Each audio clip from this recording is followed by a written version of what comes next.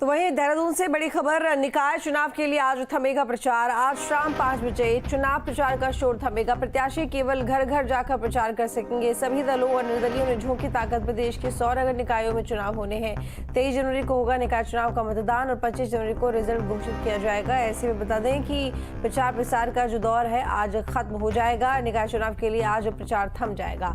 आज शाम 5 बजे चुनाव प्रचार का जो शोर है वो थमेगा। प्रत्याशी केवल घर घर जाकर प्रचार कर सकेंगे। सभी दलों और निर्दलियों ने अपनी पूरी ताकत झोंक दी है। प्रदेश के 100 नगर निकायों में चुनाव होने हैं।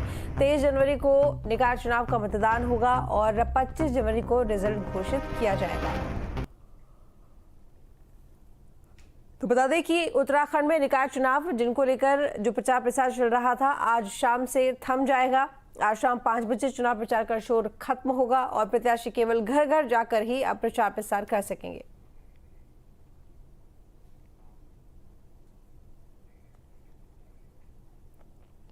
निकाय चुनाव की तैयारियां लगभग पूरी हो चुकी है। 23 जनवरी को वोटिंग होगी और 25 जनवरी को रिजल्ट आएगा। निर्वाचन आयोग ने बताया कि 100 निकाय में 1282 वार्डों में चुनाव हो रहा है।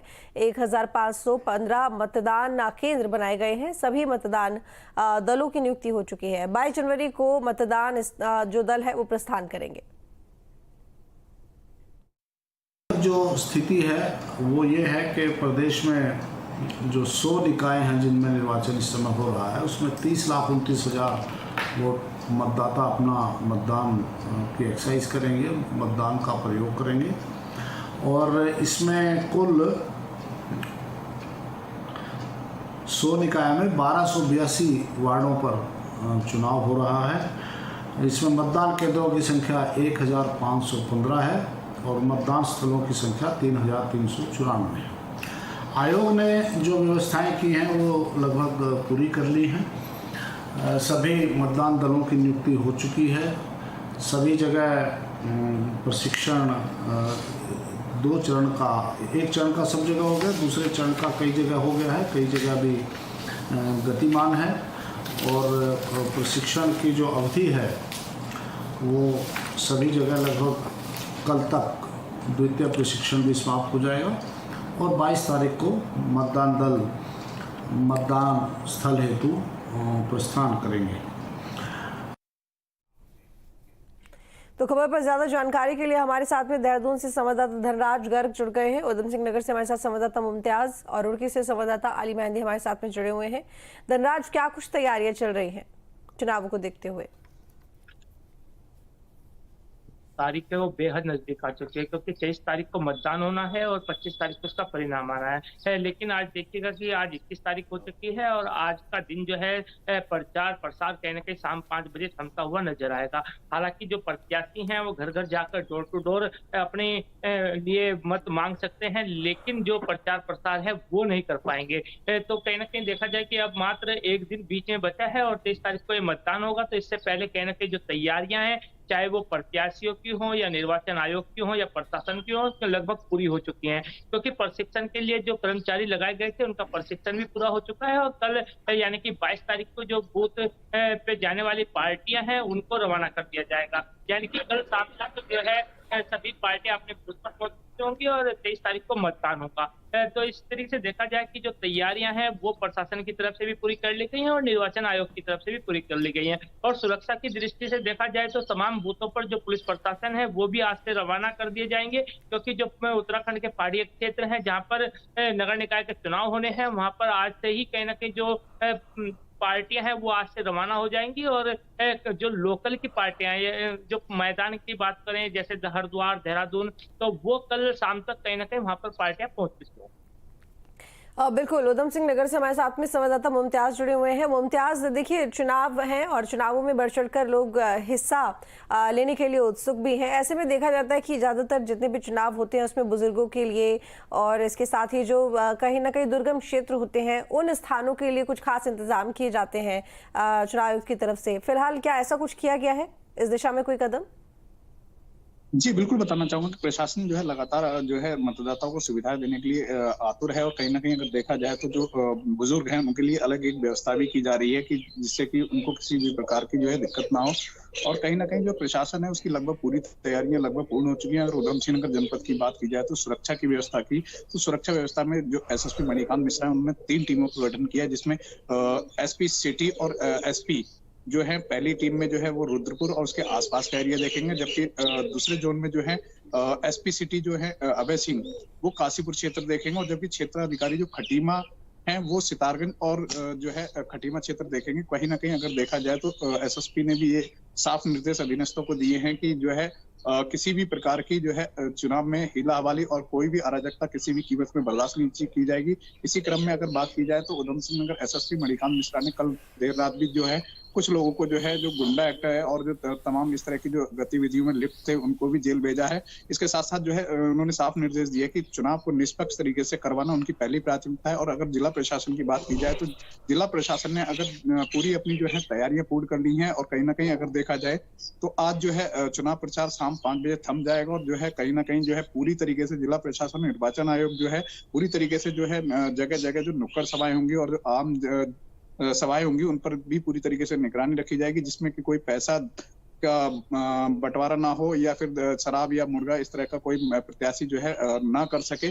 कुल मिलाकर अगर देखा जाए तो प्रशासन भी काफी अलर्ट मोड पर है। जी बिल्कुल अली, जिस हिसाब से इस बार प्रत्याशियों ने प्रचार प्रसार किया है और इसमें जो खर्चा हुआ है इसको लेकर प्रशासन थोड़ा सख्त नजर आया। चुनाव आयोग की तरफ से साफ कहा गया था आप जो भी खर्चा करेंगे प्रचार प्रसार के दौरान उसकी जो डिटेल है वो आपको देनी पड़ेगी। तो ऐसे में इस बार क्या कुछ देखा गया, क्योंकि कुछ खबरें ऐसी भी आई थी क्योंकि कुछ प्रत्याशी ऐसे रहे जिन्होंने डिटेल बार बार मांगने पर भी नहीं दी है, तो ऐसे में क्या उनके खिलाफ कोई एक्शन भी उठाया गया?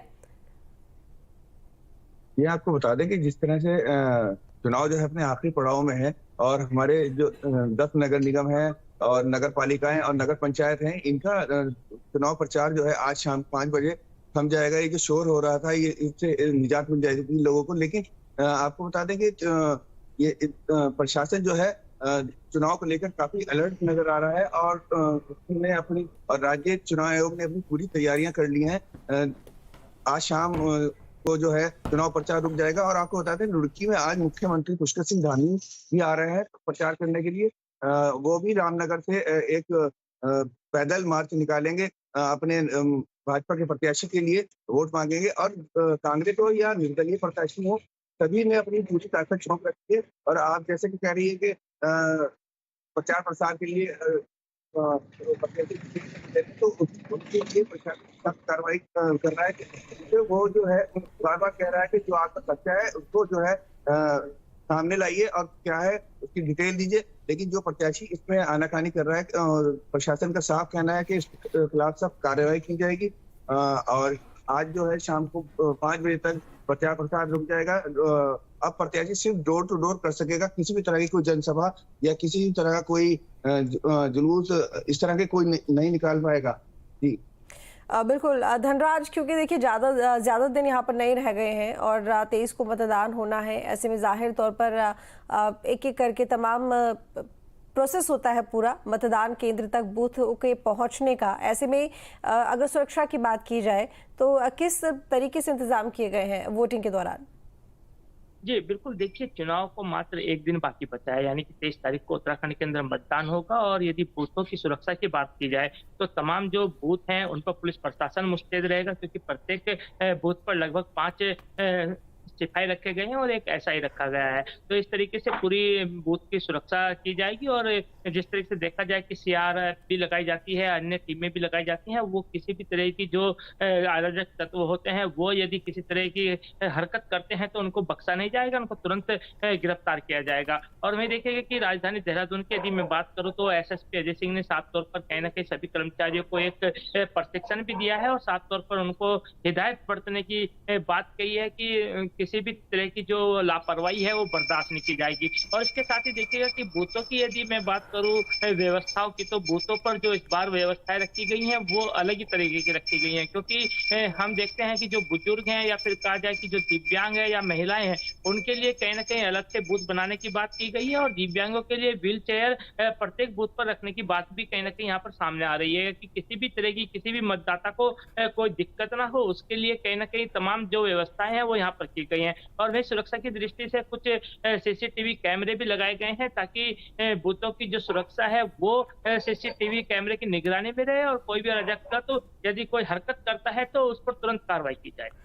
ठीक है मुमताज, देखिए ये एक छोटी सरकार है जिसे छोटी सरकार कहा जाता है और कहते हैं कि इसमें जो वोटर्स होते हैं उनका योगदान बहुत ज़्यादा होता है, काफ़ी उत्साहित होते हैं, क्योंकि इसके इन चुनावों में चुनने के बाद जो भी प्रतिनिधि सामने आते हैं वो जनता से सीधे तौर पर जुड़े रहते हैं, तो लोगों का इन्वॉल्वमेंट बहुत ज़्यादा होता है। तो इसको देखते हुए प्रशासन की तरफ से वोटिंग परसेंटेज बढ़ाने के लिए क्या किसी तरह के कुछ अभियान चलाए जाते हैं? जैसे कि हम देखते हैं कि खासकर जब विधानसभा चुनाव होते हैं, लोकसभा चुनाव होते हैं, तो लोगों से बार बार अपील की जाती है कि ज़्यादा से ज़्यादा संख्या में घर से निकलें और वोट करके ही आप किसी काम के लिए जाएं या अपने अधिकार का आप इस्तेमाल ज़रूर करें।